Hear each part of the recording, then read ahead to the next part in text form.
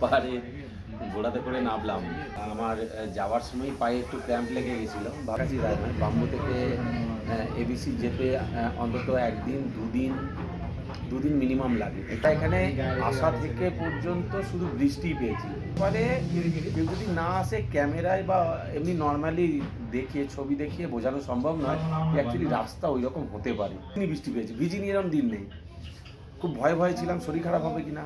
তো ঘোড়াতে করে ফেরার সিদ্ধান্ত নেই, এটি করে নিয়ে 8:38 নাগাদ এখান থেকে বেরোলাম। আমি যে উপর দিকে গেলে ঘোড়ার সামনের দিকটা ধরতে হবে, আর যখন মানে উপর দিকে চলবে তখন ঘোড়ার সামনের দিকে ধরে সামান্য সামনে ঝুঁকে ব্যালেন্স করতে হবে, আর ঘোড়া যখন তলার দিকে নামবে তখন পেছন দিকে ধরে একটু পেছন দিকে হেলে সামান্য ব্যালেন্স করতে হবে। না ব্যালেন্সটাকে যদি বলা হয় 10তলা বিল্ডিংয়ের উপরে সিঁড়ি থেকে ঘোড়া তলায় নামিয়েছে বা সিঁড়ি দিয়ে উপরে তুলেছে, সেটা বলাটাও কম হবে। তাহলে আমাদের খরচ পড়লো 8000 NC।